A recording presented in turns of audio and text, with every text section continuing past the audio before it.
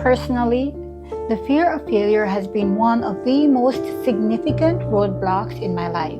This fear has caused me to miss out or reject countless opportunities.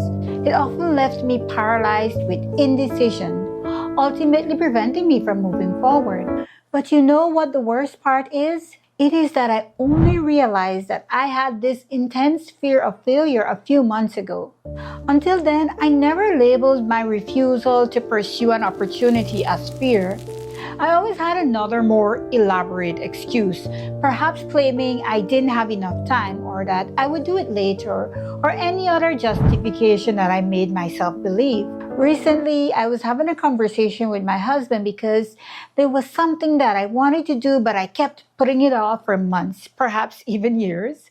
And he said, "Rushana, why are you so afraid of failing? It's not a big deal." I felt attacked, so of course I got defensive. I said, "I am not afraid of failure. The timing just isn't right. You of all persons should know how busy I am." But once I took a deep, hard look at myself, I had to admit that I was simply afraid of failing.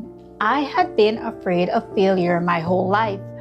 I was just labeling it as something else. I was making excuses. A lot of times I found myself hesitant to try new things, especially if it's something that's optional. I am that person who always needed a plan for success. I would deliberately avoid the things that I'm not good at, well, at least until I absolutely did not have a choice. Let me ask you this question. Has the fear of failure ever held you back? Think about a specific opportunity that you've missed or turned down. Were your reasons for not pursuing them truly valid, or were there excuses that were masking a deeper fear? Now, take a moment to think about the opportunities before you right now. The test you're delaying, the interview you're avoiding, the project you keep pushing off, that bad habit you can't give up. What is stopping you?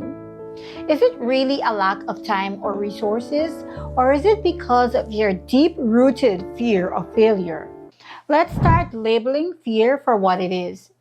Acknowledging my fear of failure was a pivotal moment for me because it allowed me to confront my limiting beliefs and negative self-talk. You see, many of us perceive failure as a threat to our self-esteem and identity. We believe that it will reveal our incompetence and that this perceived incompetence in one area may be linked to our overall self-worth. We fear that failing at one task means we are failures as individuals. Let me tell you this.